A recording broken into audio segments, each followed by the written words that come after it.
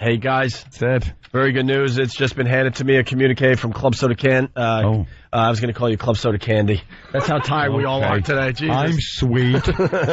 Club Soda Candy. Club Soda Candy. He became a sissy. That's what we'll call him. Candy girl. A sissy. August 4th. We're coming to Detroit, Michigan. All right. With the O&A Traveling Virus Comedy Tour. See, dates being added as we speak here. Hopefully we'll have good news for Chicago and the people in the Buffalo area. I don't know, but we'll see. Lineup coming soon, but we're going to be at the DTE Pavilion August 4th in Detroit. We'll add all that info up on the website, okay? But it's 8 or 9 comedians you know and love from the show, and tickets are on sale 9 a.m. Friday through Ticketmaster. And we had Joe, who's on with us. Rogan did one of these. Oh, yeah. In Vegas. And was Vegas. Great. Dude, you were great, man. Joe closed the show at the Joint at the Hard Rock Hotel and Casino. How'd it feel, Joe?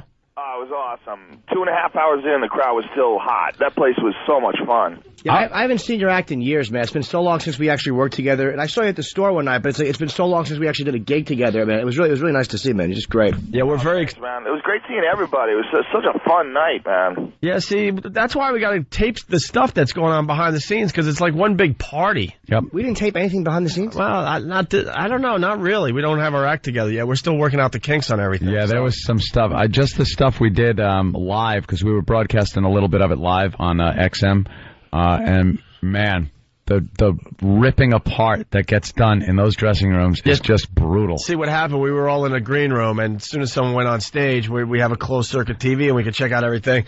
And we're just beating the crap out of whoever was on stage. And then it got to the point no one wanted to leave this room. Yeah, you didn't want to leave. Because you knew you would be next. So yeah, comic would be waiting in the room and then hit the stage. We're watching on the closed circuit. We're watching and doing nothing but bashing them. Not on their act. We're just bashing their clothes, their hair, their shape. It was awful. Well, Joe Rogan's the only one that's in shape out of all the comedians. But Jim lost quite a bit of weight. I'm sorry, Jimmy. I didn't mean to beat you up there. But Rogan's an animal. You can't. It's embarrassing to be on. It was the last 3 acts. It was Caliendo, who I feel good physically next to, myself, and then Rogan, who just makes Marys out of all of us, and just a washboard abs animal. And Joe, who was with you? Was that the guy Eddie Bravo who pinned the Gracie? Yeah, he didn't pin him yet. Tapped him? Yeah, he tapped him. Yeah. What a girl's way of talking about ultimate fighting that was. Didn't he make the Gracie fall down? He held him down on the ground until he was hurting. Joe travels with professional killers. I noticed that about him. Well, it's just guys that I hang out with do martial arts. That's all it is. Yeah. And we were talking about that. We were in the dressing room, and Joe makes a fist. We were commenting on how come women aren't ultimate fighters and can't be in the same ring as the men if it's based on skill and holds and submission holds. If they're just as strong, how come they can't be in there? And Joe was saying it's just basic, laws of anatomy. The male body is just bigger, stronger, more powerful than the woman's body. And Joe made an example. He says, look at my fist. He goes, if you take this and just drive it into a woman's face, because her basic bone structure in her face just dictates that it will collapse under the weight of a fist. And we were looking at Joe's fist in amazement. It is like an effing sledgehammer on the end of a wrist. It's disgusting how ridiculous it is. Can you imagine getting hit by that? No. One time? I don't want to imagine it. Just as a goof. I like the fact that Rogan's comparison was that you drill it into a woman's face. It was like spoken like a true husband. But the best part was when Voss, who has these tiny little puppet hands, asked, is there an exercise I could do to get my hands bigger? And we all just laughed at him. How about holding a book, stupid? That's why that's why Voss's fingers are so unbendable, because he's never leafed through pages before. Voss took the biggest beating, though. Oh, yeah. Everybody had cracks about Voss, especially when he was on the air. It's just too easy. He makes it so easy. He enjoys it, too. That's the crazy thing about Voss. Bonnie said it best. Positive or negative attention, he doesn't matter, as long as it's coming. He doesn't care. He loves it. Joe, when's the next date you're actually doing with us, man? Because I know you're on quite a few of these dates. I'm doing as many as I can. I mean, I was listening to you guys saying those over the phone, so I was going over my calendar, and there's a couple of them I can't do. One of them, I can't do August 4th, and I can't do the one at Jones Beach, but every one I can, I'm going to do. All right, good, man. It was really cool, man. It was cool. such a great hang. Everybody backstage was just constant laughter. It was so much fun. That's why we got to tape and get some of those clips on the website. And you know, Joe was in a tough spot because he had to close the show after like 2.5 hours of comedy. And man, they loved you, Joe. Well, you know what? Even 2.5 hours in, what I was saying was it wasn't even like a regular comedy show. It was more like an event. Everybody was so happy to be there that 2.5 hours in, the crowd was like energetic, like it was fresh, like the show just started. I know the comedy thing has been done as far as getting a bunch of comedians together, but I think our take on it is a bit different. I really do. It is like an event, and what I heard also was that the bar couldn't have been happier.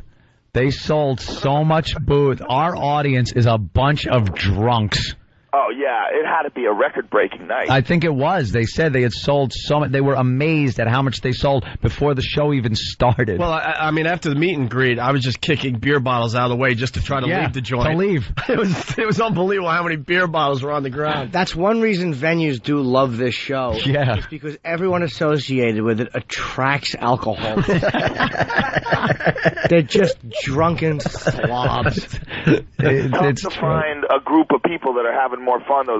They're like so happy to be there at the O&A show. Yeah. I don't think I've ever been to a more enthusiastic audience. It was great to see some new fans, too. It was very cool to see the Pest Out West and all that. And it was funny at the pool because you had all these hard bodies all over the place, and then our group of fans gathering for the press conference. Yeah. I was saying that, looking out from the window of the hotel down into the pool area, I could see a distinct line. Like, you ever see those vegetation maps of the United States and Mexico, and you can absolutely see where the border is because it's so lush on the United States side and so barren on the Mexican side? That's what it looked like looking out the window. There are these hard bodies, hot girls, like guys that obviously go to the gym, and then our listeners, and a distinct line where they were not mixing. Those two groups do not mix. Yeah, we got to soften our delivery so we get more hot chicks listening to the show. That's what I'm thinking. Yeah, I was saying if we ever get a little tired of pests being around or fans of the show and maybe want to get away from them for a little while, go to the hotel gym and hang out there because you will not see one of our fans hanging out there. Just sit down. Nice breather. Hey, Joe, you were talking about the Imus thing backstage a lot. I mean, what's your thoughts? We kind of know, but you had a good take on this whole thing. Well, the whole thing is ridiculous. To me, it's Janet Jackson's Nipple Part 2. Yep. I was listening to CNN in my car, and they were talking about how they were gathered at the mansion of the governor, and there was reporters outside reporting on this meeting inside the governor's mansion about the Imus thing. And I'm like, what planet is this taking place on? It doesn't make any sense. It doesn't even seem real. It seems like one of those crazy movies where everything just goes nuts, and you look at it and you go, nah. In real life, people would never react like this. If the governor wants to meet about something, it should be retards and red trucks. That's what he should be meeting about. It doesn't make sense. It doesn't make any sense to me. I mean, he said something as a goof that's, stuff that, it has been said on the O&A show 100 times worse. 100 different occasions. It's just funny. Has it? So nobody says anything. We've never said that. Yeah, find a tape of us saying something bad. Are you crazy? Maybe when Joe Rogan's a guest. Yeah, exactly. I've said stuff on your show worse, for sure. I love all his quote friends that have done his show forever now turning their backs on him. It's like you knew damn well what kind of show Imus did all these years. There was one woman who was on CNN yesterday complaining that she had been on Imus in the past, and Imus referred to her as a cleaning lady. Yeah. And she's freaking out. Yeah. Well, why didn't you freak out when he called you that? Or hang up on him. Exactly. Or did she? And she was chastising all the other people who had been on, who knew that he called her a cleaning lady and did nothing. As if she was like raped by a bunch of wild gorillas, on television. It was, he called me a cleaning lady. What's so bad about being a cleaning lady? Absolutely. Thank God my place is not dirty. Enough out of you. By the way, do you have anything on the Imus take on your CD, Shiny Happy Jihad? Oh, what an interesting segue there, Jim. Oh, nice. I can't wait to... Because my new CD came out Tuesday. Oh, is it recent? Okay, cool. Yeah, I can't wait to hear this, man. You can get it on Amazon.com. It's in stores. I think we actually have a copy, or I have a copy of the jacket, but I don't think I have the CD. Joe's comedy is very, very smart. I like smart comedians. You really make people think, and it's also obvious you smoke a lot of pot. Oh, that's definitely where it comes from. There's a lot of pot when he's thinking this stuff up. And it's just high energy, man. I mean, the crowd was just pumped up, man. I'm just so excited I finally got a CD out. I haven't put anything out since 2000, and everybody knows me as the Fear Factor guy. And, you know, like I even say to my act, I don't look funny. I look like an idiot. I don't look like I'd be funny at all. Well, it's not. You look like the type of guy that didn't have to be funny, because Joe's like an alpha male. So like alpha males were usually jocks who didn't have to be funny because they got laid just by playing sports and by punching nerds in the face. And we also bow to Joe Rogan because he gave us the greatest moment on our radio show. Yes, the baby bird. That wasn't my moment. Right. That was just an idea. The dude who should take the credit is the dude who got thrown up in his mouth. Man, when that video played over the big video screens there in Vegas, wow. The place, with every disgusting hurl that came out of Pat's mouth, the crowd just, like, groaned. That video plays so well in front of a lot of people because I was looking at the faces of the crowd, and obviously you get a bunch of people, a lot of people that have seen the video a lot of times, but they also brought people to the comedy show that might be just kind of, I don't know, fringe fans or what have you, and you see everyone, like, elbowing each other going, this is what I was telling you about, check this out. They got so excited. And it starts off with, you know, some basic puking. And if you're not familiar with this, we had the eggnog drinking contest. Pat from Menaki won. He drank a crap load, man. I think it was like 2 gallons of eggnog. And we had a guy that wanted to be an intern. And in order to be an intern, we said Joe Rogan suggested he get his face puked on. So he leaned over a garbage pail like you would in a sink getting your hair shampooed at the salon. And Pat proceeded to throw up on this guy's face. It started off very slow with just a little bit, but by the end, it was, and I'm not even exaggerating, a fire hose firing vomit into this guy's face. And each time it happened, the crowd groaned harder and harder, and it was so fun to watch that build. It didn't even look real. No, it didn't until you actually saw it. It was like these guys can't possibly CGI this vomit.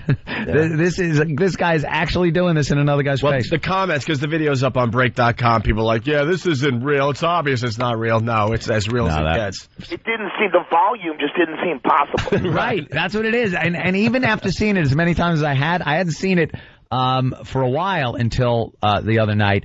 And watching it again, I'm like, oh, my God, I can't believe how much is coming out of this. It plays so well on the big screen, and there's such a rhythm to the video. You notice that? There's just such a nice rhythm. And the crowd just accentuates it with the, oh, my God. Well, Joe, we're running out of time on this side of the show, but we're so excited you're going to be part of the comedy tour this summer, man. Oh, I'm so excited to do it, man. I can't tell you the last time I had so much fun. It was almost like a comedy reunion or something. It was so great. Yeah. Otto and George on the show, Jim and, Voss and Patrice. I mean, it was so much fun. Bobby Kelly. We had such a great time hanging out in the casino. I mean, everybody was up till like 7 in the morning, just hanging out. That was so another thing. The show ends and we're all just kind of hanging out outside, grab something to eat, and then, back hitting the tables, walking around, just having a good time.